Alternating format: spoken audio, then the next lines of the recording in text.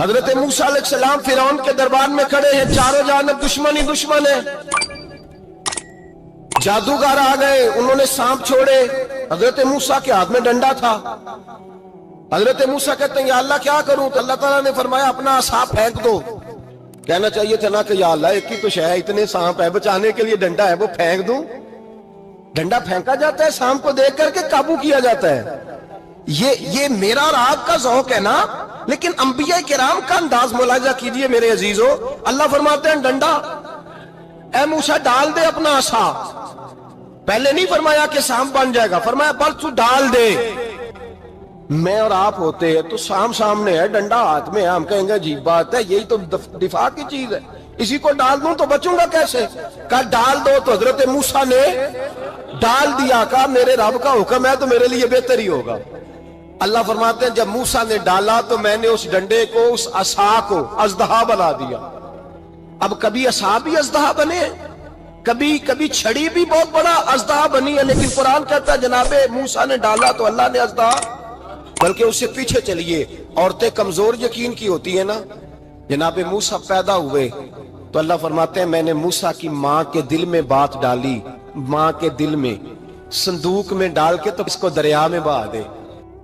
فرعون کو اس نے وہ خواب دیکھ لیا تھا کہ ایک ستارہ اٹھے گا اور پھر وہ گرے گا تو میری ساری سلطنت کو تباہ کر دے گا۔ نجومیوں سے اس نے پوچھ لیا، اس نے کہا کہ ایک بچہ پیدا ہوگا جو تیری سلطنت کو تباہ کرے گا۔ چاہیے تو یہ تھا کہ وہ توبہ کرتا، لیکن اس نے کیا کیا کہ اس نے بچوں کو قتل کرانا شروع کیا۔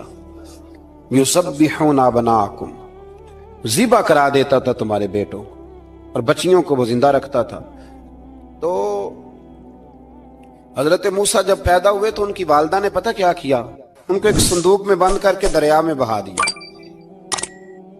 اب دریا میں بہتے جا رہے ہیں تو ماں تھی تو پریشان بھی ہو گئی، ان کی ہمشیرہ کو کہنے لگی ذرا دھیان رکھنا کدھر جاتے ہیں۔ حضرت موسیٰ علیہ السلام دریا میں بہتے بہتے نا، فرعون نے نا دریا کے کنارے مکان بنایا ہوا تھا۔ آپ کو پتہ ہے بادشاہوں کا ذوق ہوتا ہے، آج کل ہمارے جو حکمران ہیں انہوں نے اس کا نام فارم ہاؤس رکھا ہوا ہے، میرا فارم ہاؤس، اور پرانے زمانے میں لوگ ڈیرا کہتے تھے، تو اس نے بھی اس طرح کا فارم ہاؤس بنایا ہوا تھا۔ وہاں پہ حضرت موسیٰ علیہ السلام تیرتے ہوئے تابوت کے اندر، صندوق کے اندر جا رہے ہیں۔ فرعون اور ان کی بیوی حضرت آسیہ بے اولاد تھیں، بڑی تڑپ تھی بیٹے کی، وہ بھی وہاں کھڑی تھی۔ صندوق تیرتا ہوا آیا تو فرعون نے کہا کہ جاؤ پکڑ کے لاؤ دیکھو کیا ہے۔ جب وہ لے کے آئے نا تو آپ کی ہمشیرہ جو نگرانی کر رہی تھی پریشان ہو گئی کہ یہ تو اس کے ہاتھ لگ گئے، یہ تو اب مار ڈالے گا۔ لیکن جب خوبصورت اور چمکتا ہوا بچہ دیکھا تو بی بی آسیہ کہنے لگی یہ بنی اسرائیل کا ہے ہی نہیں، یہ تو پتہ نہیں کہاں سے بہتا ہوا یہاں آ گیا ہے، تم ایسے ہی چھوڑ، یہ پتہ نہیں کہاں سے ہے، رکھ نہ لیں، رکھ نہ لیں۔ تو حضرت موسیٰ علیہ السلام وہ کہنے لگا نہیں انہی کے ہیں، موسیٰ علیہ السلام اسی کے ہیں۔ تو آسیہ کہنے لگی تیرے تو سر پہ نا بس بھوت ہی سوار ہو گیا، ہر وقت وہی لوگ تجھے یاد رہتے ہیں، پتہ نہیں کہاں سے بہ کے آیا ہے۔ اب رکھ لیا، مان گیا فرعون۔ آپ فرعون کے گھر میں جو اس لیے بچے مروا رہا تھا کہ میری سلطنت حضرت موسیٰ پیدا نہ ہو جائیں، تو اسی کے گھر میں پرورش پانے لگے، اسی کے گھر میں۔ اب عورتیں منگائیں گئی دودھ پلانے کے لیے، تو حضرت موسیٰ علیہ السلام کسی بی بی کا دودھ نہیں پیتے، تو آپ کی ہمشیرہ نہ وہیں دائیں بائیں گھومتی رہتی، تو کہنے لگی جناب آسیہ سے کہ میں ایک بی بی کو جانتی ہوں، بڑی صاف ستھری ہے، مجھے امید ہے یہ بچہ اس کا دودھ پیے گا۔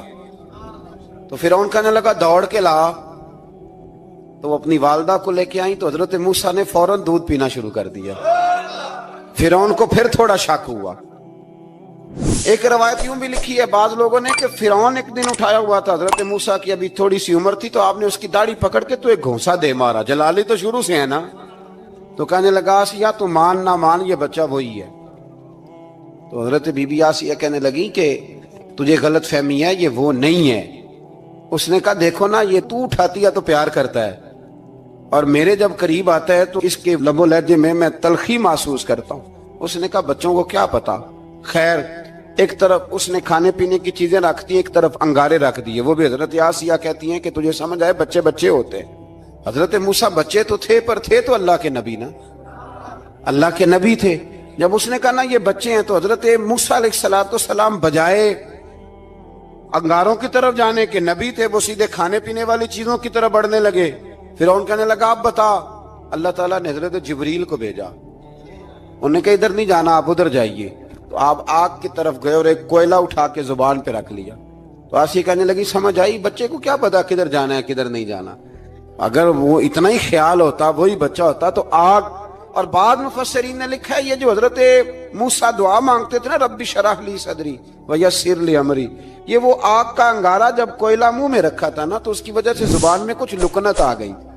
تو آپ دعا کرتے تھے کہ یا اللہ میری زبان کی وہ بند گرا کھول دے تاکہ میں کھل کے فرعون کے سامنے بات کر سکوں. وہیں حضرت موسیٰ پلنے لگے، وہیں پلے، وہیں جوان ہوئے، وہیں اللہ نے ساری دولتیں دی. بہن بھی ملی، ماں بھی ملی، اور سارے عزیزوں کا پیار بھی ملا. اسی گھر کے اندر اللہ نے پرورش کر کے فرعون کے ظلم سے بنی اسرائیل کو نجات عطا فرمائی. موسیٰ پھر فرعون کے گھر میں پلنے لگے، اور جب جوان ہو گئے تو فرعون کے ہاں جو ظلم ہوتا تھا حضرت موسیٰ اس پر بول پڑتے تھے، جلال فرماتے. تو فرعون پھر ناراض رہنے لگا، یہاں تک کہ اس نے آپ کو نکال دیا. آپ تشریف لے گئے وہاں سے. تو حضرت موسیٰ ایک دن شام کے وقت دوبارہ آئے بستی میں، لوگ سوئے ہوئے تھے. تو دو آدمی، ایک بنی اسرائیل میں سے اور ایک فرعون کی اپنی قوم میں سے، وہ دونوں آپس میں جھگڑ رہے تھے. لیکن وہ جو حضرت موسیٰ کی بنی اسرائیل کی قوم کا شخص تھا، اس پر وہ قبطی، وہ جو فرعون کے قریبی لوگوں میں سے تھا، وہ ظلم کر رہا تھا اور بوجھ اٹھانے کی بات کر رہا تھا. اب اس نے حضرت موسیٰ کو پکارا کہ یہ دیکھیں میرے ساتھ کس طرح کی بات کر رہا ہے. تو حضرت موسیٰ کا ارادہ بھی نہیں تھا، آپ نے بس اس کو سمجھایا. پر کچھ لوگوں کو سمجھ، تو حضرت موسیٰ نے پھر ایک مکہ مارا، ایک گھونسا مارا، صرف ایک ہی. یہ کئی تگڑے اور دلیر اس طرح کے بھی ہوتے ہیں کہ گھونسا ایک بھی برداشت نہیں کرتے. وہ ایک مارا، آدمی دھڑام سے زمین پہ گرا اور ماری گیا. حضرت موسیٰ کا ارادہ نہیں تھا لیکن وہ مر گیا. حضرت موسیٰ علیہ السلام نے اس بات پر اپنے رب سے استغفار بھی فرمائی. قرآن کہتا ہے کہ انہوں نے معافی چاہی کہ اللہ میرا ارادہ نہیں تھا. بہرحال اگلے دن نا حضرت موسیٰ دوبارہ آئے. وہ سنا کرتے تھے نا ہم کہ بیوقوف دوست سے عقل مند دشمن بہتر ہوتا ہے. وہ کم از کم دشمنی تو عقل مندی سے کرتا ہے نا، لیکن جو بیوقوف دوست ہو بیوقوفی. حضرت موسیٰ دوبارہ آئے تو وہ بنی اسرائیلی اگلے دن کسی اور سے جھگڑا کر رہا تھا. پھر اس نے مدد کے لیے پکارا تو حضرت موسیٰ کہنے لگے مجھے لگتا یہ ہے کہ تیری عادت ہے، تو خود بڑا جھگڑالو ہے، تو نے روز نیا جھگڑا شروع کیا ہوتا ہے. حضرت موسیٰ جب اس کی طرف بڑھے نا ڈانٹنے کے لیے تو اس نے شور کرنا شروع کر دیا. کہنے لگتا ہے جس طرح آپ نے اسے کل قتل کیا تھا مجھے بھی قتل ہی کریں گے. یہ انسانوں کا مزاج ہے کہ آپ جب تک کسی کے طبیعت کے مطابق چلیں گے وہ راضی رہتا ہے، اور ذرا آپ اس کی طبیعت سے ہٹتے ہیں تو وہ شور کرتا ہے. اس نے کہا جی آپ مجھے بھی لگتا ہے ماریں گے. حضرت موسیٰ کلیم اللہ علی نبینا علیہ السلام کے بارے میں جب اس نے شور کیا تو بات پھر فرعون کے دربار تک گئی. وہ تو پہلے ہی بہانہ تلاش کر رہا تھا. اس نے کہا ڈھونڈو، پکڑو اور معاذ اللہ شہید کریں گے. کسی نے آ کے خبر دی کہ آپ جہاں سے ہجرت کر جائیں، اس لیے کہ آپ کے لیے یہاں حالات درست. اور بھائی یہ چھوڑ دیا کریں بات کہ فلاں آدمی کے حق میں فلاں جگہ حالات کیسے خراب ہوئے. تو نبی کریم علیہ السلام مکہ چھوڑ کے کیوں آئے؟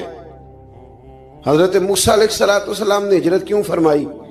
یہ ایک ایسی عجیب بحث ہے جس کو لوگ بلا وجہ چھوڑ دیتے، بلا وجہ چھیڑ دیتے ہیں. اور بالخصوص ایک خاتون نے ایک دفعہ مجھے پیغام دیا تو میں بڑی اس کی بات سن کے مجھے عجیب لگا. وہ کہنے لگی کہ دوسری جگہ میری شادی ہوئی ہے، مجھے طلاق ہو گئی تھی، تو مجھے ایک تانا روز سننے کو ملتا ہے تو اتنی اچھی ہوتی تو وہاں نہ رہ لیتی. تو بھئی یہ کوئی تانے والی بات ہے؟ کوئی ضروری ہے کہ بیوی غلط ہوتی ہے تو طلاق ہوتی ہے؟ اللہ کے محبوب علیہ السلام کی 2 صاحبزادیوں کو ابو لہب کے 2 بیٹوں نے طلاق بھیج دی تھی. کس کی غلطی تھی؟ تو آپ کیا کہہ سکتے ہیں یہاں کیوں طلاق؟ تو اتنی جلدی بات تھوڑی کر دیں گے آپ، تھوڑی احتیاط فرمائیں بولنے میں. تو حضرت موسیٰ علیہ السلام وہاں سے نکلے اور آپ مدین کی طرف چلے گئے. مدین وہ علاقہ تھا جہاں فرعون کی حکومت کوئی نہیں تھی. حضرت موسیٰ جیسے ہی وہاں پہنچے تو ان کے اندر ایک جذبہ تھا, ظلم ہوتا نہیں دیکھ سکتے. جب وہاں پہنچے تو انہوں نے دیکھا لوگ اپنے اپنے جانوروں کو گھاٹ پہ پانی پلا رہے ہیں, اور دو خواتین ہیں وہ بالکل پیچھے کھڑی ہیں. تو حضرت موسیٰ کلیم آگے بڑھ کے کہنے لگے تم کیوں نہیں پانی پلاتی؟ تو وہ کہنے لگی ہمارا بھائی کوئی نہیں, باپ ہمارا بوڑھا ہے. اللہ اکبر. مجبوری یہ ہے, ہم ہیں بھی پردہ دار گھرانے کی, مجبوری ہماری یہ ہے کہ جب تک یہ سارے لوگ پانی پلا نہیں لیں گے اتنی دیر تک ہماری باری نہیں آئے گی. تو حضرت موسیٰ کلیم اللہ علیہ السلام فرمانے لگے اچھا یہ بات ہے تو جانور مجھے دو. وہ ہو یہ رہا تھا کہ چونکہ مرد پانی پلا رہے تھے تو اور جتنے بھی مرد آتے جاتے تھے وہ گھستے جاتے تھے اور عورتیں بیچاری کھڑی تھیں. حضرت موسیٰ جھٹ سے آگے بڑھے, پیچھے ہٹو. ان دو خواتین پاک باز عورتوں کے جانوروں کو پانی پلایا اور پھر آپ دوبارہ وہیں بیٹھ گئے. وہ بیویاں جلدی جلدی گھر گئیں, جا کے اپنے والد سے کہنے لگی ابا جی کمال ہو گیا, اس بستی میں ایک ایسا آدمی ملا ہے جو عورتوں کی طرف دیکھتا ہے تو نیکی کرنے کے لیے آگے بڑھتا ہے, جو مجبور اور بے کس کے لیے اچھے جذبات رکھتا ہے. فرمایا جلدی لاؤ. کچھ مفسرین اور طرف بھی گئے ہیں لیکن جمہور نے لکھا ہے کہ وہ حضرت شعیب علیہ السلام تھے. حضرت شعیب نے گھر بلایا, اپنی ایک بیٹی کو بھیجا, فرمایا بیٹے بلا کے لاؤ. وہ جب گھر آئے تو آپ فرمانے لگے آپ میرے ساتھ اجرت طے کر لیں, 8 سال یا 10 سال آپ میری بکریوں کو چرائیں, میرے گھر میں رہیں. اور پھر فوراً ہی فرمانے لگے اگر آپ ہمارے گھر میں رہیں گے دیکھ بھال کریں گے تو میں اپنی ایک بیٹی کا نکاح بھی آپ کے ساتھ کر دوں.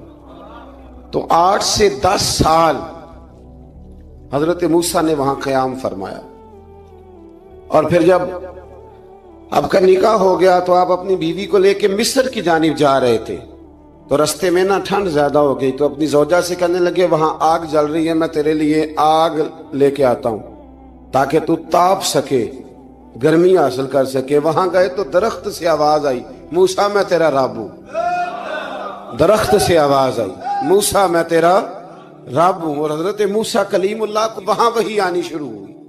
وہاں وہیں اللہ تعالیٰ نے انہیں وہ عصا عطا فرمایا جو پھر بعد میں اژدہا بنتا تھا. رب کریم نے وہیں حضرت موسیٰ کلیم کو وہیں ید بیضا عطا فرمایا. اپنا ہاتھ گریبان میں ڈال کے نکالتے تھے تو چاند اور سورج کی طرح روشنی دیا کرتا تھا. ید بیضا لیے بیٹھے ہیں اپنی. میں کبھی کبھی کہا کرتا ہوں کہ مولا کے دینے کے انداز بڑے انوکھے ہیں. بھائی یوسف کو کنویں میں پھینکتے ہیں تو اللہ مصر کا حکمران بنا دیتا. تو پھر حضرت موسیٰ وہاں سے واپس آئے اور آ کر کے آپ نے دوبارہ وہ سارا نظام زندگی شروع فرمایا. موسیٰ علیہ السلام نے ان کو دعوت حق دی اور کہا کہ میں تمہارے پاس واضح نشانیاں لایا ہوں, بنی اسرائیل کو میرے ساتھ بھیج دو. فرعون نے معجزات پیش کرنے کے لیے کہا تو حضرت موسیٰ علیہ السلام نے اپنا عصا زمین پہ ڈالا, اپنا عصا, اپنی چھڑی, اپنا ڈنڈا زمین پہ ڈالا تو وہ ایک واضح اژدہا بن گیا. پھر حضرت سیدنا موسیٰ علیہ السلام نے اپنا ہاتھ گریبان سے نکالا تو وہ دیکھنے والوں کے لیے روشن ہو گیا, ہاتھ کے اندر نور پیدا ہو گیا. ید بیضا لیے بیٹھے ہیں اپنی آستینوں میں. فرعون کے سرداروں نے حق کو قبول کرنے کی بجائے اسے جادو قرار دے دیا اور کہا کہ یہ تمہیں اپنے ملک سے نکالنا چاہتا ہے. انہوں نے کہا اس معاملے کو ذرا ڈھیل دو اور جادوگروں کو جمع کرو. جادوگر آئے. انہوں نے فرعون سے کہا کہ ہم حضرت موسیٰ کے مقابلے میں جادو تو دکھائیں گے معاذ اللہ, لیکن اگر ہم غالب آ گئے تو پھر ہمارا انعام کیا ہوگا؟ سودا پہلے طے کرنا ہے, کیا انعام ملے گا؟ اس نے کہا کہ اگر تم غالب آ گئے تو میں تمہیں اپنا قریبی بنا لوں گا.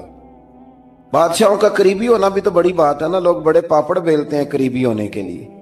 اور یہ جو قریبی ہوتے ہیں نا, بالخصوص جو بادشاہوں کے قریبی ہوتے ہیں, بادشاہوں کی تباہی کا سبب بھی یہی لوگ ہی بنتے ہیں. یہ ان کو روز خبر دیتے ہیں کہ سب اچھا ہے, سب اچھا ہے. اور دنیا کے زیادہ تر حکمران انہی لوگوں کی وجہ سے تباہ ہوتے ہیں چونکہ ان کا خود عوام سے رابطہ نہیں رہتا. اگر وہ خود عوام کے ساتھ ڈائریکٹ رابطہ کریں تو شاید انہیں اچھی اور صاف ستھری چیزیں سمجھنے کو مل جائیں. خیر, جادوگروں نے جب کہا ہمیں کیا دو گے تو اس نے کہا تمہیں قریبی بنا لوں گا. جادوگروں نے موسیٰ علیہ السلام سے کہا کہ آپ پہل کریں گے یا ہم پہل کریں؟ تو موسیٰ علیہ السلام نے کہا تم پہل کرو۔ جب جادوگروں نے اپنی رسیاں زمین پہ ڈالیں تو لوگوں کی نگاہوں کو سحر زدہ کر دیا، جادو کر دیا اور انہیں ڈروا دیا۔ انہوں نے کہا یہ تو بڑا جادو لے آئے۔ تو اللہ تعالیٰ نے حضرت موسیٰ علیہ السلام کو حکم دیا کہ آپ بھی اپنا عصا زمین پہ ڈالیں۔ ان کی رسیاں سانپ بن گئی تھی نا، دراصل وہ سانپ بنی نہیں تھی، لوگوں کی آنکھوں پر جادو ہو گیا تھا، انہیں سانپ نظر آ رہا تھا۔ فرمایا آپ بھی اپنا عصا زمین پہ ڈالیں۔ وہ عصا سانپ بنا اور جادوگروں کی ساری چیزوں کو نگل ہی گیا۔ ان کی بہت ساری رسیاں سانپ بنی تھی، ان کا ایک ہی عصا سانپ بنا اور سب کو نگل گیا۔ اس طرح کے معجزے کی حقانیت اور جادوگروں کا بطلان ثابت ہوا اور فرعونی رسوا ہو گئے۔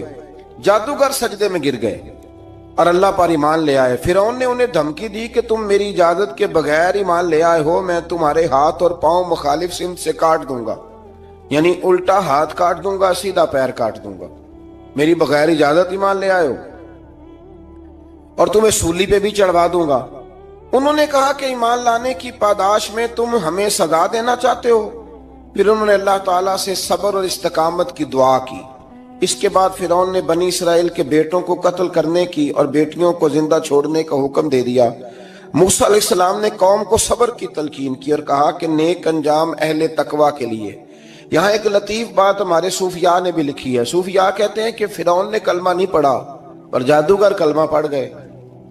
وہ کس طرح کلمہ پڑھ گئے؟ تو کہنے لگے دراصل انہوں نے آتے ہی حضرت موسیٰ کا ادب بڑا کیا تھا۔ جادوگر حضرت موسیٰ کے مقابلے میں آ کے بھی ان سے کہتے ہیں کہ رسیاں آپ پہلے ڈالیں گے کہ ہم ڈالیں، آپ عصا پہلے رکھیں گے کہ ہم رکھیں؟ تو اتنا سا ادب کیا تو رب کریم نے فرمایا جو نبی کا ادب کرے وہ بے ایمان نہیں رہ سکتا، جو نبی کا ادب کرے وہ بے ایمان نہیں رہ سکتا، اور جو نبی کی بے ادبی کرے وہ ایماندار نہیں رہ سکتا۔ ختم ہو گئی بات۔ یہاں ہمارے صوفیاء نے یہ بات لکھی ہے کہ چونکہ انہوں نے آتے ہی کہا تھا کہ آپ پہلے ڈالیں گے یا ہم پہلے ڈالیں، تو حضرت موسیٰ سے انہوں نے پوچھ لیا، نبی کے پوچھے بغیر پہل نہیں کی تو اللہ نے انہیں ایمان کی دولت عطا کر۔ اللہ تعالیٰ نے فرعونیوں پر قحط سالی کا عذاب نازل کیا۔ فرعونیوں کا طریقہ یہ تھا کہ اچھائی کو اپنا کمال گردانتے تھے، کہتے تھے یہ ہماری طرف سے، اور برائی کو معاذ اللہ بدشگونی کے طور پر موسیٰ علیہ السلام کی طرف منسوب کرتے تھے، کہتے تھے معاذ اللہ آپ کی وجہ سے یہ سارا کچھ ہو رہا ہے۔ ہوتے نا، نہیں کہتے ہیں جب سے میں وہاں گیا ہوں تب سے، ہمارے بزرگ ایک لطیفہ بھی سنایا کرتے تھے کہ کسی زمیندار نے نماز پڑھنی شروع کی تھی تو اس کے جانور مرنے شروع ہو گئے۔ اب لوگ سمجھتے ہیں کہ معاذ اللہ شاید یہ کسی بزرگ کے سبب سے ایسا ہے، حالانکہ یہ تو اللہ کی طرف سے آزمائش ہوتی ہے، اس کی حکمتیں ہوتی ہیں۔ اللہ تبارک و تعالیٰ نے ان پر عذاب کیا نازل کیا؟ آیت نمبر 130 اور 143 کا بھی آپ سورہ اعراف کی پڑھیں تو اللہ تعالیٰ نے ان پر ٹڈیوں کا، جموں کا، مینڈکوں کا اور خون کا عذاب نازل کیا۔ یہ کس قسم کا عذاب ہے؟ جمعے پڑ گئیں، ٹڈیاں آ گئیں، یہ اللہ نے عذاب نازل کیا۔ جب وہ عذاب میں مبتلا ہوئے تو موسیٰ علیہ السلام سے کہا کہ آپ اللہ سے دعا کریں کہ ہم سے یہ عذاب ٹل جائے، اگر ایسا ہوا تو ہم ایمان لے آئیں گے، بنی اسرائیل کو بھی آزاد کر دیں گے۔ لیکن موسیٰ علیہ السلام کی دعا کے نتیجے میں جب عذاب ٹل جانے کے بعد فرعونی پھر اپنے وعدے سے پھر گئے۔ بنو قریظہ والوں نے بھی کئی دفعہ حضور سے وعدے کیے پر اپنے وعدوں پر قائم۔ ایک بات آپ سے یہاں روک کے عرض کر دوں، ہم بھی کئی دفعہ کہتے ہیں ذرا بریک کبھی گاڑی کی نہیں نہ لگتی تو ہم ارادہ کرتے ہیں کہ آج سے ہی نماز شروع کر دینی، ذرا طبیعت زیادہ لیل ہوتی ہے تو ارادہ کرتے ہیں نا کہ بھائی آج کے بعد ہم نے نیک، پھر کیا ہوتا ہے شفا ہو گئی تو چھٹی ہو گئی۔ یہ طریقہ درست نہیں، یہ تو کفار کا طریقہ بیان کیا نا قرآن پاک نے۔ یہاں فرمایا جب اللہ تبارک و تعالیٰ نے انہیں نجات دے دی تو اپنے وعدے سے مکر گئے، تو پھر اللہ تبارک و تعالیٰ نے بنی اسرائیل کو سمندر پار کر کے ایسی قوم کے پاس پہنچا دیا جو بتوں کی پرستش کرتی تھی۔ وہ تو بچ گئے لیکن فرعونی سارے دریا کے اندر غرق ہو گئے۔ حضرت موسیٰ علیہ السلام سے کہنے لگے کہ ہمارے لیے بھی ایک خدا بنا دیجئے۔ حضرت موسیٰ علیہ السلام نے فرمایا بت پرستی کرنے والے جاہل ہیں، یہ بت پرست قوم کے پاس جب گئے نا بنی اسرائیل والے، بت پوجتے ہوئے دیکھا تو کہنے لگے ہمارے لیے بھی سامنے بنا کے رکھ دو۔ فرمایا یہ تو جاہل ہیں، تم انہیں دیکھ کے اثر قبول کر رہے ہو، اور اپنی جاہلیت کے باعث یہ ہلاک ہونے والے بھی ہیں۔ پھر اللہ تعالیٰ نے بنی اسرائیل پر اپنی نعمتوں کا ذکر فرمایا، اور موسیٰ علیہ السلام نے اپنی قوم میں ہارون علیہ السلام کو اپنا جانشین فرمایا اور کوہ طور پر تشریف لے گئے۔ اللہ نے فرمایا وہاں آ جائیں، میں آپ کو تورات عطا کرتا ہوں۔ 40 دن کا یہ عرصہ تھا۔ موسیٰ علیہ السلام نے وہاں پہ جا کے، وہ سارا واقعہ بھی انہی آیات میں ہے کہ حضرت موسیٰ نے عرض کیا تھا کہ رب ارنی، یا اللہ میں تجھے دیکھنا چاہتا ہوں، تو فرمایا لن ترانی، تو نہیں دیکھ سکتا۔ وہ بھی یہاں اللہ نے ذکر فرمایا۔ پھر اللہ تعالیٰ نے اپنی ایک تجلی جب کوہ طور پہ ڈالی تو حضرت موسیٰ علیہ السلام تاب نہ لا سکے اور بے ہوش ہو گئے، اور پہاڑ بھی ریزہ ریزہ ہو گیا۔ اس کا ذکر بھی اللہ نے انہی آیات میں فرمایا۔ آیت نمبر 144 سے 155 تک حضرت موسیٰ علیہ السلام کو رسالت عطا کرنے، کلیم اللہ کا منصب عطا کرنے، تورات عطا کرنے کا ذکر ہے۔ آگے چل کے بتایا کہ جو متکبر لوگ ہیں نا، وہ آیات الہیہ سے منہ پھیرتے، اور جو لوگ اللہ کی آیات اور قیامت کو جھٹلاتے ہیں ان کے اعمال باطل ہیں۔ پھر موسیٰ علیہ السلام کے کوہ طور پر قیام کے عرصے میں بنی اسرائیل کے زیورات سے بچڑا بنا کر اسے معبود بنانے کا ذکر ہے۔ ان میں ایک جادوگر تھا سامری، سنا ہے سلالہ میں اس کی قبر ہے۔ حضرت موسیٰ کوہ طور پہ چلے گئے تو اس نے پیچھے سے نا سونے کا ایک بچڑا بنا لیا، اس میں سونے کی تاریں اس کے منہ میں لگائیں، ہوا چلتی تھی تو بجتی تھی۔ اتنے کمزور عقیدے کی یہ قوم تھی کہ انہوں نے فٹافٹ ماننا شروع کر لی، فٹافٹ ماننا، کہنے لگے یہ ٹھیک ہے۔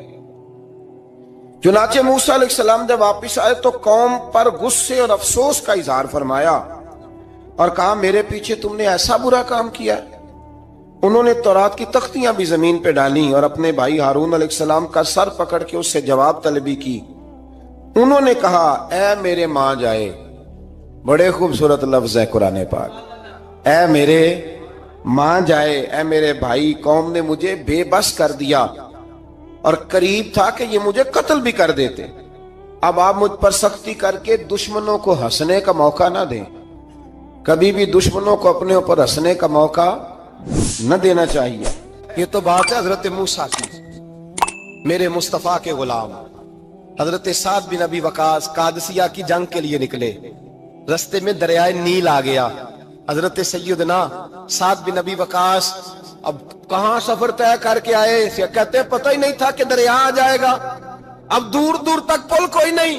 صحابہ کہتے ہیں دشمن للکار رہا، حضرت سعد بن ابی وقاص دریا کنارے کھڑے ہوئے، ایمان، یقین اور استقامت، ڈٹ گئے، کہنے لگے او دریا، اگر تو حضرت موسیٰ کی نافرمان قوم کو رستہ دے سکتا ہے، محمد عربی کے وفادار نوکر ہیں، ہم تو رسول اللہ کے ماننے والے ہیں، دشت تو دشت ہے، دریا بھی نہ چھوڑے ہم نے، بحر ظلمات میں دوڑا دیے گھوڑے ہم نے، فرمایا چھوڑ رستہ۔ صحابہ کہتے ہیں اس وقت ہم نے نعرے لگائے جب دریا نے رستہ ہی چھوڑ دیا۔ کہتے ہیں پھر اللہ رسول پر ہم ذکر کرنے لگے، درود پڑھنے لگے، دریا سے رستے بن گئے۔ فرماتے ہیں 10,000 کا لشکر گزر گیا، اس پار جب گیا نا تو حضرت سعد بن ابی وقاص نے پھر مجمع پہ نظر ڈالی، فرمایا کسی کی کچھ ہے تو نہیں رہ گئی پانی میں، کوئی دریا میں چیز تو نہیں رہ گئی۔ ایک صحابی کہنے لگے میرا مٹی کا پیالہ رہ گیا ہے۔ یار ذرا دیکھیے انداز دیکھیے، مٹی کا پیالہ، او یار چھوڑ پرا، مٹی کا پیالہ کیا ہوتا ہے، اب تو مٹی کے پیالے کی بات کرے گا، چھوڑ دے، کیا کرتا ہے؟ اس نے کہا پیالہ میرا رہ گیا ہے۔ تو حضرت سعد بن ابی وقاص کہنے لگے کیوں ہمارا پیالہ رہ جائے، ہم رسول اللہ کے نوکر ہیں۔ ایمان، یقین اور استقامت کی دولت۔ پھر دریا کی طرف دیکھا، کہنے لگے چل یار ہمارا پیالہ بھی واپس کر دے۔ صحابہ کہتے ہیں دریا کی لہر آئی اور پیالہ بھی واپس کر دے۔ اور میرے بھائی جب ایمان کی دولت، یقین کی دولت، اعتماد کی دولت، جو بابا کہتا ہے نا کہ معاذ اللہ تعالیٰ الو کا خون لے آؤ اور شیر کی کھلڑی لے آؤ، میں کالا پیلا نیلا جادو کروں گا، اس پر لوگ دوڑ کے جاتے ہیں، 50-60 ہزار روپیہ بھی دے آتے ہیں دوڑ کے۔ اور اگر کہا جائے کہ مسجد آؤ 4 رکعت نماز پڑھو، حاضری دو مسجد کی، تو کہتے ہیں معرفت والے ہیں، معرفت والے نمازیں نہیں پڑھتے، وہ کون سی معرفت ہے؟ یہاں اللہ کی بارگاہ میں جھکنے کا، چونکہ یہ لیٹ ہے نا، یہ پتہ نہیں جنت میں جا کے ملے گا، کب ملے گا، معاذ اللہ۔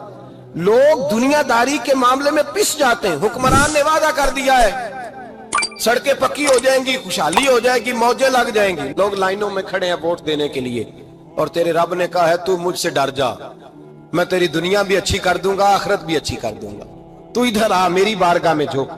लोग एतमाद और यकीन को ओहाम परस्ती का शिकार है, हम लोग वहम का शिकार है, हम लोग बदशगुनी ऐसे हो जाएगा वैसे हो जाएगा, हम इन चीजों का शिकार। भाई एतमाद की दौलत पैदा करें, यकीन अपने अंदर पैदा करें, ईमान पैदा करें, डट जाए रब रसूल का नाम लेकर। हजरत उमर का जमाना था, मिस्र फतह हो गया, हजरत अमर बिन आस गवर्नर बने। रिवाज ये था, मिस्र के अंदर के एक दरिया चलता था, दरिया नील, और सारे मिस्र का इन्हिसार उसी दरिया पे था, फसलों को पानी भी लगता उसी से, जानवर भी उसी से पानी पीते, खेतियां भी उसी से सैराब होती। साल के बाद वो दरिया खुश्क हो जाता था, साल के बाद वो दरिया खुश्क होता, और जब खुश्क होता ना तो एक कवारी लड़की कत्ल करके दरिया में डालते, फिर वो दरिया चलता। आज भी बहुत सारी जगहों पे ओहाम परस्ती है, कहते हमारे आस्ताने का तरीका है। मैंने कहा आस्ताने का, उस आस्ताने का तरीका होता है जिस आस्ताने का ताल्लुक दरे मुस्तफा से होता है, बाकी किसी आस्ताने का अपना कोई जाती तरीका नहीं। तरीका वो जो मेरे नबी पाक का तरीका है, उससे हटकर कौन सा तरीका है? हमारे आस्ताने का तरीका है, हमारी ये रस्म है, हमारा ये रिवाज है, उठा के भाग जाओ रस्म रिवाज। हमारे रस्म रिवाज रसूलुल्लाह की सुन्नत के पाबंद है। सारे बोलिए सल्लल्लाहु, फिर एक दफा पढ़िए दुरूद शरीफ सल्लल्लाहु, 3 दफा कर ले ताकि ताक अदाद हो जाए। सल्लल्लाहु अलैहि, नबी पाक सल्लल्लाहु अलैहि वसल्लम का तरीका असल तरीका है। हजरत उमर फारूक को जनाब अमर बिन आस, और कहते हैं कि पक्का तरीका ये था कि जब तक लड़की कत्ल करके डालते नहीं थे दरिया चलता नहीं था। हजरत उमर को खत लिखा का हुजूर ये मामला है, और लोग मुझे यही कहते हैं, मैंने लोगों को समझाया है कि इस्लाम जुल्म का हुक्म नहीं देता, जुल्म की इजाजत नहीं देता, कैसे लड़की कत्ल की जाए। अब आप बताएं क्या करना है। हजरत उमर, ईमान, यकीन, इस्तिकामत, पहाड़ है ये लोग। हजरत उमर ने 2 खत लिखे, एक हजरत अमर बिन आस के नाम, दूसरा दरियाए नील के नाम। 2 खत लिखे, एक खत लिखा दरिया के नाम, एक खत लिखा अमर बिन आस गवर्नर के नाम। गवर्नर के नाम खत लिखा तो फरमाया जितने यहूदी हैं, ईसाई हैं, कमजोर ईमान वाले, सबको दरियाए नील पे ले जा, और मेरा ये दूसरा खत दरिया में डाल दे और सबके सामने डालना। कहते हैं ये खत पढ़ना चाहे तो तुझे इजाजत भी है, सुनिए और सर धुनिए और सोचिए कि असल कमजोरी कहाँ आई है। रमजान के सबसे पहले जुमे में सबसे अहम मौजू छेड़ा है, कमजोरी और नक्स वाकया कहाँ हुआ है। हजरत सैयदना उमर बिन खत्ताब रज़ी अल्लाह ताला अन्हु ने दरिया को मुखातब करके लिखा, हो दरिया, अगर तू कहता है ना कि लड़की कत्ल करके फेंकी जाएगी तो मैं रसूलुल्लाह का मानने वाला हूं, मैं जुल्म नहीं होने दूंगा। हमें तेरे पानी की जरूरत ही कोई नहीं, तू बेशक पानी ना दे, और अगर तू अल्लाह के हुक्म से बहता है, अगर तू अल्लाह के हुक्म से बहता है तो फिर अल्लाह का बंदा और मुस्तफा का गुलाम उमर तुझे हुक्म देता है कि फौरन बहना शुरू कर दे, फौरन मिनट ना लगाना। हजरत सैयदना अमर बिन आस फरमाते हैं लश्करों के लश्कर लेके मैं दरियाए नील पे पहुंचा, और भरे मजमे में जनाब उमर का खत मैंने डाला तो दरिया ने बहना शुरू कर दिया। फरमाते हैं दरिया बहने लगा और गैर मुस्लिम कलमा पढ़ना शुरू हो गए। लोग मुझे कहने लगे क्या दिखाया है जो कलमा पढ़ रहे हैं, तो मैंने कहा दिखाया कुछ भी नहीं, ये हजरत उमर के ईमान की कुव्वत की बरकत है कि बहुत सारे लोगों ने कलमा पढ़ना शुरू कर दिया। ये ईमान की कुव्वत। डरो मुसलमान, सहमा हुआ मुसलमान, ये कभी अमेरिका के पीछे भागता है, कभी यूरोप के पीछे भागता है, कभी उधर जाता है, कभी इधर जाता है। अपनी दुनिया आप पैदा कर, अगर जिंदों में है, सिर्रे आदम है, जमीरे कुन फिका है जिंदगी। जब ईमान की ताकत पैदा होती है, जब कुव्वत पैदा होती है, फिर इंसान के इखलाक समझ जाते हैं, फिर उसका नजरिया सीधा अल्लाह रसूल की जात पर जाके खड़ा होता है। जिन्हें आजमाया गया था हजरत अबू बसीर रज़ी अल्लाह ताला, हमें तो थोड़ा सा झटका लग जाए ना मजहब का, थोड़ा सा, लोग दीन की तरफ आते हैं, इसमें ना थोड़ी तकलीफ है। सही बुखारी की हदीस, इसमें तकलीफ है, सच कह रहा हूं, सही बुखारी की हदीस है। एक सहाबी ने कहा था हुजूर मैं आपसे प्यार करता हूं, नबी पाक ने फरमाया अच्छी तरह सोच ले। सोने नहीं प्यार है, फरमाया चल फिर सोच ले। हुजूर बड़ा प्यार, मैं सोच ले। कहा महबूबा बड़ा प्यार है, तो नबी पाक ने फरमाया फिर तैयारी कर ले, जिस तरह गहरी जगह पे पानी तेजी से आता है तेरी तरफ मुश्किलात भी तेजी से आएंगी। तेजी से। ये शहादत गाहे उल्फत में कदम रखना। लोग आसान समझते हैं मुसलमान होना, जरा अच्छी तरह सोच ले, जो मुझसे मोहब्बत का दावा करेगा उसे तकलीफ है, बोलो उसे तकलीफ है, ये पक्की बात। जो मोहब्बत में मुखलस हो वो देख ले मैं आजमाइश में कितना हूं। तो अगर कोई कहता है नहीं मजहब में जाएंगे तो मौजें लग जाएंगी, तो ये बात दुरुस्त नहीं है, ये तो बड़ा मुश्किल काम है। ये तो उससे पूछो ना जो इस मनसब पे है। एक कठिन मरहला है, कठिन। ये शहादत का है उल्फत में कदम रखना। लोग आसान समझते हैं मुसलमान होना, रोता है फलक बरसों, फिर जाके ये हालात दुरुस्त होते हैं। तो भाई याद रखें और समझें, हजरत अबू बसीर रदी अल्लाह तआला अन्हु, नबी पाक सल्लल्लाहु अलैहि वसल्लम ने ना तय कर लिया कुफार के साथ। हुदैबिया की जंग हुई तो फरमाया अगर कोई मुसलमान मक्के चला जाएगा तो काफिर कहने लगे हम वापस नहीं करेंगे, और अगर कोई कलमा पढ़ने वाला सताया हुआ मुसलमान मदीने आएगा तो मुसलमानों को वापस करना पड़ेगा। मुसलमान अपना बंदा नहीं रख सकते। और मुसलमानों का कुछ शख्स गलती से भी मक्के चला गया तो मक्के वाले वापस नहीं करेंगे। हजरत अबू बसीर रदी अल्लाह तआला अन्हु सहाबी थे, बाप ने, भाई ने, महल्ले वालों ने कैद किया हुआ था कलमा पढ़ने की वजह से, पैरों में जंजीरें थी, बेड़ियां थी। किसी तरीके से जेल तोड़ के दौड़े, मदीने पहुंचे। कहते हैं रास्ते में किसी आदमी के साथ घोड़े पे कुछ देर बैठा, फिर पैदल चला। सहाबा कहते हैं इतना दर्दनाक मंजर बड़ा कम हमने देखा। अबू बसीर जिस गली से गुजरते वहां खून फैल जाता, उनकी टांगे खून से कटती, वो जंजीरें बंधी हुई। दरे रसूल पे हुजूर मैं भाग के आया हूं। कहते अभी नबी पाक सल्लल्लाहु अलैहि वसल्लम उनकी बात सुन ही रहे थे कि पीछे से कुरैश के 2 सिपाही भी आ गए। कहने लगे ये भाग के आया है और आपका वादा था कि आप वापस करेंगे। चश्मे ज़दन में जरा सोचना, चश्मे ज़दन में थोड़ी देर के लिए गौर करना कि हमें हमारा उस्ताद, हमारा पीर धुतकार दे के जा, दौड़ जा, तो कहते हैं बिस्मिल्लाह जनाब ये जा रहे हैं। ईमान की पुख्तगी देखें, उसने तो हमें निकाल ही दिया जी, वो कैसा बंदा है। यहाँ तो किसी के यहाँ कोई फातिहा पढ़ने ना जाए तो लोग बिगड़ जाते हैं। कहते उसने सलाम नहीं ली, फातिहा नहीं पढ़ी, बस खत्म, उसको एहसास ही नहीं। हजरत सैयदना अबू बसीर सामने खड़े, सामने 2 सिपाही आ गए। जरा देखिए ईमान की पुख्तगी, ईमान, यकीन और इस्तिकामत। इमाम बहकी ने दलाइल के अंदर लिखा है, फरमाते हैं नबी करीम सल्लल्लाहु अलैहि वसल्लम ने उनकी तरफ देखा तो हुजूर की मुकद्दस आंखें आंसुओं से भर गईं। हुजूर ने फरमाया अबू बसीर तेरी तकलीफ मुझे नजर आ रही है, पर मैंने वादा किया हुआ है, मैंने वादा। भाई यहां डट के रहना बड़ा मुश्किल है, यहां कायम रहना बड़ा कठिन मरहला है। यहां आजमाइश के मौके पर दीन पर उन्होंने तो रखा ही नहीं। लोग ताने देते हैं, बातें करते हैं, रखा ही नहीं, तू फिर उनका बनता है। हुजूर ने फरमाया तुझे जाना पड़ेगा। सहाबा कहते हैं पूरे मदीने में ऐसे था जैसे शोक का समा हो। जब वो 2 सिपाही हजरत अबू बसीर को पकड़ के ले जा रहे थे तो वो पलट पलट के पीछे देखते थे, पलट पलट, पैरों में खून है, आंखें आंसुओं से भरी हुई। फरमाते हैं जब वो पलट रहे थे तो मदीने की गलियां भी रो रही थी। मेरे नबी पाक जब वो आंखों से ओझल हो गए तो हुजूर बैठ गए जमीन पे। नबी पाक ने रोना शुरू कर दिया। फरमाया अल्लाह तूने इस शख्स की मदद फरमानी है, इस पर करम करना है, अल्लाह इसका ख्याल फरमाना। उसके लिए दुआ की, हुजूर रोए। हजरत अबू बसीर बाहर निकले तो वो जो काफर थे ना वो कहने लगे तू बड़ा बनता था उनका, उन्होंने तुझे रखा नहीं, तुझे रखा भी नहीं।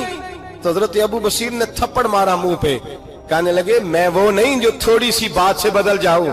ईमान, यकीन और इस्तिकामत की दौलत मिली हुई है। आप फरमाने लगे मेरा तो ईमान और पुख्ता हो गया है कि मेरा नबी अपने वादों का बड़ा पाबंद है, मेरा रसूल अपने वादों का बड़ा पाबंद है। हजरत अबू बसीर कहते हैं मदीने की सरहद गुजर गई तो मैंने खींची तलवार, उनमें से एक सिपाही, अब आओ मेरे मुकाबले में जिसने आना। एक को मारा, दूसरा भाग गया। फरमाते अब मैं मक्के जा नहीं सकता था, जाऊंगा तो वो ज्यादा मारेंगे। मदीने हुजूर ने कबूल ना फरमाया। फरमाते एक जंगल में जाके अल ईस नाम की एक बस्ती थी, वहां डेरा लगा लिया, दरिया के किनारे, पानी पी लेता, पत्ते खा लेता, तन तंदूर हड्डां दा बालन ते असी हावां नाल तपाया, कप कप मुखियां पेड़े कीते ते उत्तों सबर पलेथन लाया, तन दी हांडी ते मन दा सालन उत्ते लून सबर दा पाया। गुलाम फरीदा वे मैं सारी तेरी, गुलाम फरीदा वे मैं सारी तेरी, तेनू अजे यकीन नहीं आया। फरमाते सालों पत्ते खाए, अब जो भी वहां से तंग होता वो मेरे पास आके पना लेता। جس کو مکے والے مارتے میرے پاس آ کہتے ہیں ताने देने वाले आके कहते हो तुम किस तरह के नौकर हो, तुम्हें तो उन्होंने रखा ही नहीं। हमने कहा चुप कर जा, वो हमारे आका हैं, वो हमारे आका हैं, रखें तब भी ठीक है, ना रखे अल्लाह अकबर। ईमान देखो, कुव्वत देखो, ਜਿਹੜੀਆਂ ਖਸਮਾਂ ਦੀ ਵਿੱਚ ਰਜ਼ਾ ਵਸਣ ਭਾਗ ਜਾਗ ਜਾਂਦੇ ਉਹਨਾਂ ਗੋਲੀਆਂ ਦੇ ਤੇ ਮੈਂ ਗੁੱਡੀ ਹੱਥ ਡੋਰ ਸੱਜਣ ਦੇ ਉਹ ਜਿੰਜ ਰੱਖੇ ਉਂਝ ਰਹਿਣਾ ਵਾਜਬ ਨਹੀਂ ਜੇ ਵਿੱਚ ਸ਼ਰੀਅਤ ਮੰਦਾ ਖਸਮ ਨੂੰ ਕਹਿਣਾ। फरमाया बस ठीक है, जिस तरह हुजूर राजी वैसे ही हम राजी। हजरत अबू बसीर रदी अल्लाह तआला अन्हु के पास 300 सहाबा इकट्ठे हो गए, 300। हजरत अबू बसीर जब मदीने की सरहद से गुजर रहे थे ना तो नबी पाक ने एक आवाज दी थी, फरमाया अबू बसीर एक वक्त आएगा कि मेरा पैगाम तुझ तक पहुंचेगा, एक टाइम आएगा। हजरत अबू बसीर से जब कोई कहता ना कि जिंदा किस बात पे हो तो फरमाने लगे मुस्तफा के फरमान पे बड़ा यकीन है, बुलावा आएगा, मुझे बुलावा, मुझे यकीन है कि मुझे बुलावा, बड़ी उम्मीद है सरकार कदमों में बुलाएंगे और करम की जब नजर होगी मदीने, मुझे यकीन है कि मुझे बुलावा। हजरत अबू बसीर रदी अल्लाह ताला अन्हु फरमाते हैं कि वक्त गुजरता गया, 300 लोग इकट्ठे हो गए। जब कोई मुसलमानों का काफिला मक्के के पास से गुजरता तो मक्के वाले लूट लेते थे। हुजूर ने भी इजाजत दी मदीने वालों को, अगर उनका काफिला कोई आए तुम्हें भी हमले की इजाजत है, कुफर का माल माले गनीमत है। हजरत अबू बसीर कहते हैं जब भी हमारे करीब से वो रास्ता था शाम की तरफ जाने का, जब भी काफिर गुजरते हम उनके काफिले पकड़ लेते, लूटते, हम भी उनको उस तरह की सजा देते जो मुसलमानों को देते थे। फरमाते उनका जीना मुहाल हो गया, हाथ बांध के नबी पाक की बारगाह में गए, कहने लगे ये शेख खत्म फरमा दे और आप उनको बुला ले, बुला ले। हजरत अबू बसीर फरमाते हैं मैं बूढ़ा आदमी था, दिन भर मैं काम करता, मेहनत करता, उस इलाके में खेती बाड़ी करता, जब रात होती तो मैं किसी पहाड़ के टीले पे बैठता और मदीने की जानिब मुंह कर लेता और मैं इंतजार करता बुलावा कब आएगा, कब हुजूर का पैगाम आएगा, मैं इंतजार करता। हजरत अबू बसीर रदी अल्लाह ताला अन्हु बीमार हो गए, शदीद बीमार, सख्त बीमार थे तो कुरैश ने शेख खत्म की। हजरत अबू हुरैरा कहते हैं नबी पाक ने 2 सहाबा को रुका दिया, फरमाया जाओ उसे जाके कहो आ जाए, उसे कहो आ जाए। सहाबा कहते हैं हम पहुंचे तो उनका आखिरी वक्त चल रहा था, आखिरी हिजकियां थी, ईमान और यकीन देखो, आखिरी हिजकियां। लोग कहते अबू बसीर वक्त आ गया, वो कहते नहीं अभी वक्त नहीं आया, वक्त तब आएगा जब नबी पाक का बुलावा आएगा। हुजूर का वादा था वक्त तब आएगा जब मेरे नबी का बुलावा आएगा, अभी बुलावा नहीं आया तो अबू बसीर का वक्त भी नहीं आया। सहाबा कहते हमने जाके रुका, थमाया, उठने की भी ताकत नहीं थी। जब हुजूर का रुका लिया ना तो दोनों यूं मुट्ठियां बंद कर ली, गोया झूम झूम के नारे लगाने लगे आओ देखो मेरे नबी के वादे कितने सच्चे हैं, आओ देखो हुजूर के वादे। चूमते हुजूर का नामा सर पे रखते, सीने से लगाते और कहते हैं फिर बुलंद आवाज से कलमा पढ़ने लगे, कहने लगे हुजूर में हाजिर हुआ, या रसूल अल्लाह में आया। कहते बुलंद आवाज से कलमा पढ़ा और उनकी रूह परवाज कर गई, उनकी रूह परवाज कर गई। नबी रहमत सल्लल्लाहु अलैहि वसल्लम के गुलामों का यकीन, एतमाद इतने आला दर्जे का। कमजोर मुसलमान, दाएं बाएं देखता मुसलमान, कुफर के वादों पर एतबार करता, यहूदी ईसाई और सिख के वादों पर एतबार करता, दुनियादार ठग और चोर के वादों पर एतबार करता, ये रब करीम के वादे पर एतबार नहीं करता, ये अल्लाह रसूल के साथ अपनी तवज्जो को मबजूल नहीं करता। मेरे रसूल करीम सैयद आलम सल्लल्लाहु अलैहि वसल्लम के गुलामों ने एतमाद करके, यकीन करके हमें बतलाया है कि जब तेरे पास यकीन की दौलत होती है फिर तो दुनिया का ताकतवर आदमी होता है, जब तेरे पास ईमान की कुव्वत होती है तो दुनिया का सबसे मजबूत शख्स होता है। अपने आप को मजबूत करें। हजरत मूसा कलीमुल्लाह अलैहिस्सलाम का जमाना मुबारका था, कहत पड़ गया, बारिश नहीं होती। हम लोग ना अब तो खैर हमारे पाकिस्तान में तो टेबल टॉक होती है, टॉक शो होते हैं, हमारे यहाँ तो पता किया जाता है कि बारिश हो क्यों नहीं रही, और उस पर यह होता है कि धुआं बड़ा चढ़ गया है, हालात बड़े खराब हैं, फलां ऐसे हो गया, कहत का हम तो असबाब तलाश करते रहते हैं ना जी, फोक बहुत ज्यादा है, फलां चीज ऐसे है, फलां चीज ऐसे, हम तो ये तलाश करते रहते हैं। वो लोग यूं नहीं करते थे, वो सीधे जाके मुसल्लों पे बैठते थे, इसलिए कि वो कहते थे जब रब चाहता है तो फिर कोई चीज किसी चीज को रोक सकती, वो सीधे मुसल्ले पे बैठते। आला हजरत फाजिल बरेलवी रहमतुल्लाह अलैह के पास एक मौलाना मोहम्मद हुसैन आए, वो फल्कियात के बड़े माहिर थे, तो आला हजरत ने फरमाया जरा सितारों का हिसाब लगा के दिखाओ बारिश कब होगी। कहने लगा पूरा महीना तो नहीं होगी, تو اعلیٰ حضرت رحمت اللہ علیہ فرمانے لگے کہو کہ میرا علم کہتا ہے مہینہ نہیں ہوگی، اللہ چاہے تو ابھی ہو سکتی ہے۔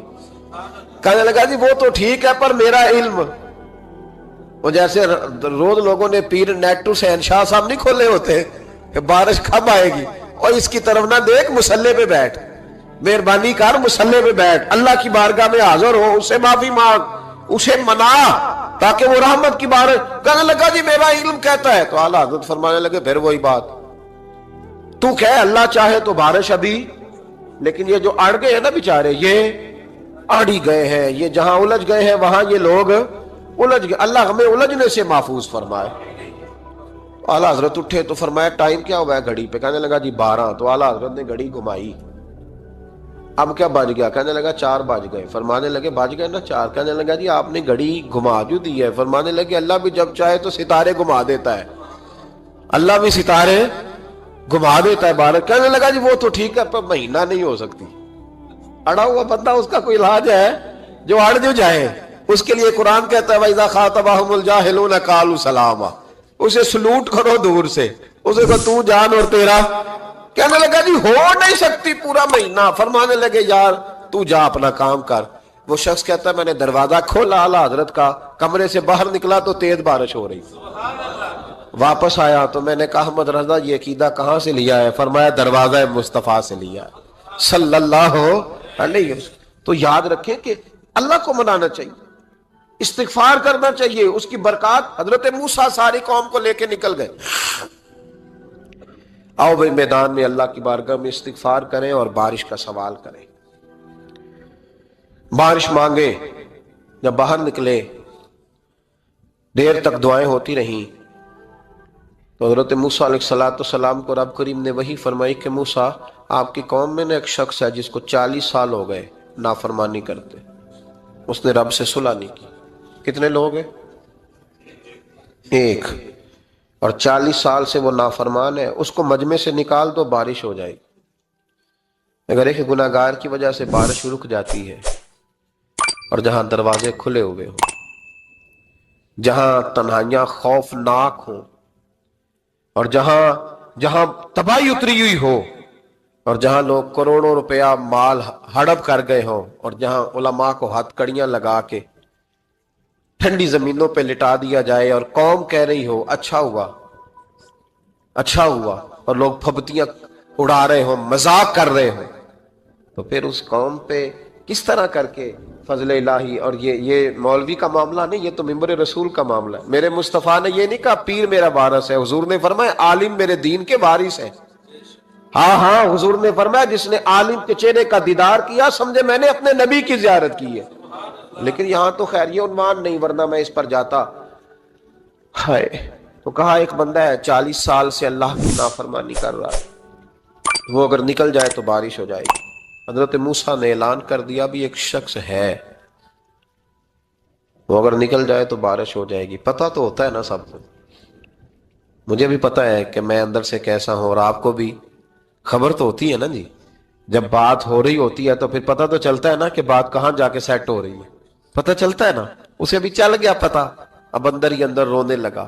اور دیکھو امام رازی اور امام غزالی دونوں نے لکھا ہے کہ اس درد سے رویا، اس درد سے کہ ادھر والے کو بھی پتہ نہ چل جائے، مجمع کے اندر کھڑا ہے، اور ادھر والے کو بھی استغفار، دیکھو ادھر والے کو بھی پتہ نہ چل جائے، اور ادھر والے کو بھی کہیں ہجوم میں غم میں بھی توہین ضبط غم نہ ہوئی۔